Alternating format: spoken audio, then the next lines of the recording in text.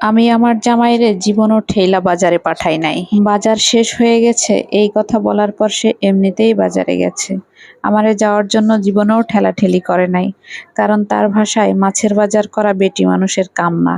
আমি তারে কখনোই বলি নাই মেহমান আসলে আমারে চায়ের কাপগুলো নামায় দাও কিংবা প্লেটগুলো মুছে টেবিলে সাজায় দাও। এই কাজ সে নিজ থেকেই করছে, কারণ সে জানে রান্নার প্যারা কতখানি থাকে। বউয়ের তেজ তো আছেই। আমার বেতনের টাকা নিয়েও সে সারা জীবন টানাটানি করে নাই, কিংবা বইসা বইসা আমি কত টাকা খরচ করি সেই হিসাবও করে নাই। সংসারের বেশিরভাগ খরচ সেই দেয়। ঠেকলে আমি সায়দা দেই, তাও জানতে চাই না বাপের বাড়ি আবার চামে চুমে টাকা পাঠাই কিনা। এখন সে অনেক কিছু বোঝে। কোথাও বেড়াতে গেলে বাচ্চা কাচ্চা সামলাতে হয় না। বেশিরভাগ সময় সে বাচ্চাদের পিছনেই দৌড়াদৌড়ি করে। একটু পর পর শাড়ির কুচি ঠিক করি আর মেম সাহেব হয়ে ঘুরে বেড়াই, কারণ সে আমারে সেই সুযোগ করে দিছে। সংসার সামলাইতেও আমি জীবনেও হিমশিম খাই নাই। সব আমার ঘাড়ে দিয়া সে কেন মোবাইল টেপে এই প্যান প্যান আমিও করি, কিন্তু সেও উঠে যে বাচ্চা সামলায়, আমি খাওয়া বাড়ি, কিন্তু আমার কাছে কৈফিয়ত চায় নাই। সারাদিন কি কাজ করো আর কি এমন করে দুনিয়াটা উল্টাই ফেলাইতেছো। এই দায়িত্ববোধ, এই ম্যানার্স, এই ডেডিকেশন আমি তারে শিখানোর আমার কোনো মুরদ নাই। এগুলো বেসিক ম্যানার্স, যার শিক্ষা তারে তার মা দিছে, তার বাপ দিছে। কাউরে কখনো হাতে ধরে শেখানো যায় না কিভাবে বউকে সম্মান করতে হয়। তার মা তাকে থালা বাসন ধোয়া শিখাইছে, কাপড় ভাঁজ করা শিখাইছে, বাপে শিখাইছে বাজার করা। আর এসব না তারে যদি না শিখাইতো তাহলে আমার বাপের জন্মেও সাধ্য ছিল না তারে পুরুষ বানানো। এসব আমার কাজ না।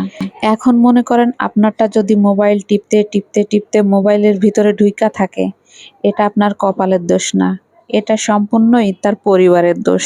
একটা সবচেয়ে কঠিন সত্যি কথা কি জানেন? ৩০ বছর ধরে যার মা তাকে পুরুষ বানাইতে পারে নাই, আপনিও তাকে বানাইতে পারবেন না।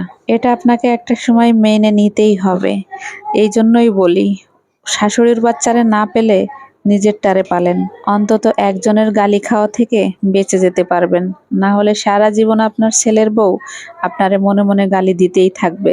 কি এমন ছেলে জন্ম দিয়ে গেছে আমার শাশুড়ি যে আমারে কোনো কাজে হেল্প করে না, কিছুই বোঝে না, সারাদিন মোবাইল নিয়ে হুইত্যা হুইত্যা পইড়া থাকে।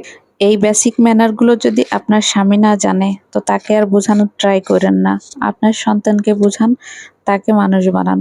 যে মানুষ হয় নাই ৩০ বছরে, সে আর ৫০ বছরেও হবে না, এটা মেনে নেন। কাপড় ধোয়া, ঘরের টুকিটাকি কাজ করা, কাপড় ভাঁজ করা, এই ছোটখাটো কাজগুলো, নিজের খেয়ে নিজের প্লেটটা ধুয়ে রাখা, এই কাজগুলো কখনোই করলে মানুষ ছোট হয়ে যায় না। ঘরের টুকিটাকি কাজে সহযোগিতা করলে একটা ছেলে অথবা মেয়ে তার নিজের কনফিডেন্স বাড়ে, তেমনি মা অথবা বউ সবার মন খুশি রেখে চলতে পারে। অতএব অলসের মতো বসে না থেকে একটু হাত পা নাড়ান, তাহলে দেখবেন জীবন সুন্দর হবে। শুধু শুধু কেন বউয়ের বকা খাবেন আর মার বকা খাবেন? কি দরকার আছে? প্রত্যেকটা মানুষেরই জীবনে বেসিক ম্যানারটা শেখা জরুরি। তো এই বেসিক জিনিসগুলোর প্রতি যত্নশীল হন, জীবন অনেক সুন্দর হয়ে যাবে। তো ধন্যবাদ আজকের ভিডিওটা দেখার জন্য।